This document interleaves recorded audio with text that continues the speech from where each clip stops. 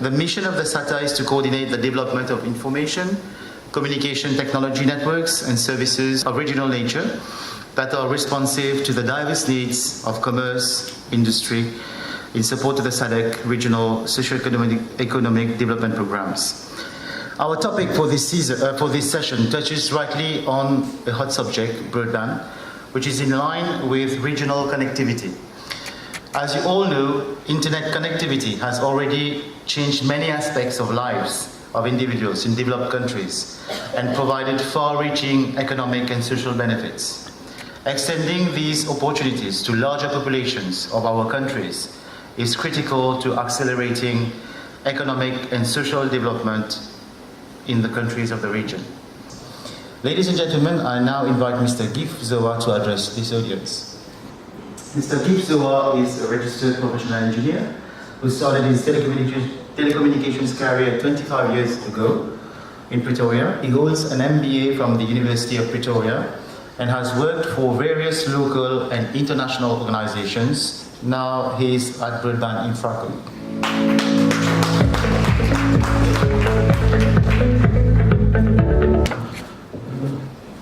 Good afternoon, colleagues, and welcome to our afternoon session. I was very fascinated this afternoon, or this morning earlier rather, when Marius was going through the details of the next generation of equipment, the high speeds, and everything that we're going to expect in the future. In my presentation, I'm going to talk a little bit about Broadband Infraco so that you know what is the profile. And I will dwell a little bit also on 4IR, which is the Fourth Industrial Revolution, particularly pertaining to those people that would otherwise be forgotten. But before I do that, I would like to play a very small video which epitomizes exactly what we are trying to do, both as Broadband Infraco and as South Africa at large, including what the government is spearheading for us.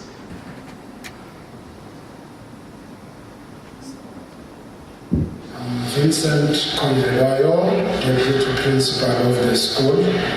So far we're happy as a school that at last our aims and objectives has been fulfilled through SA Connect, that our learners from now onwards will be able to connect. Before, we used to go to town to buy data for our phones so that at least we could connect and try and find information.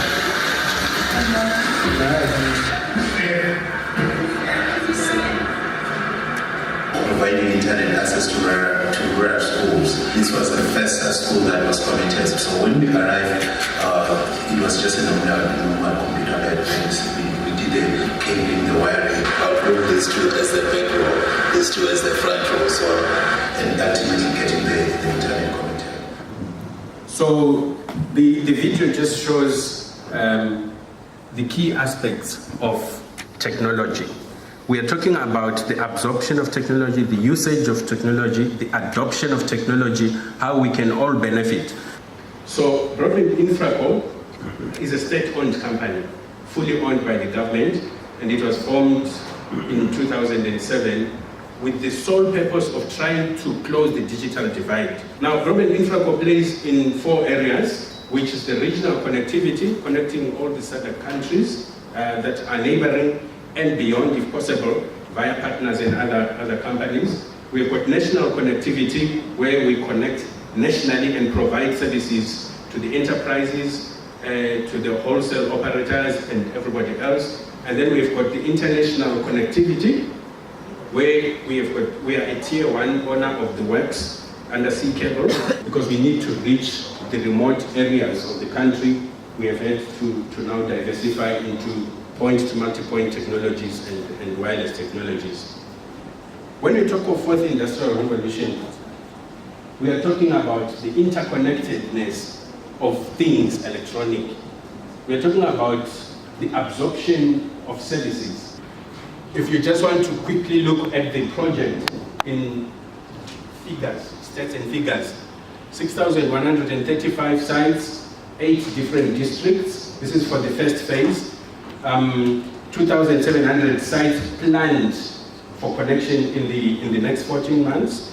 and then the rest of the 3,435 in 24 months. The build phase is scheduled for 3 years, operated over 10 years, renewable.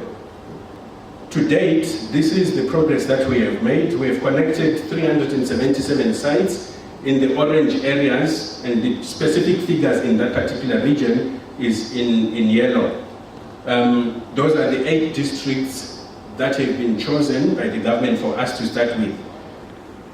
These are some of the pictures that we have taken in those areas. Now, if you look, for example, at the top left picture, and you tell me that you want to have a driverless car there,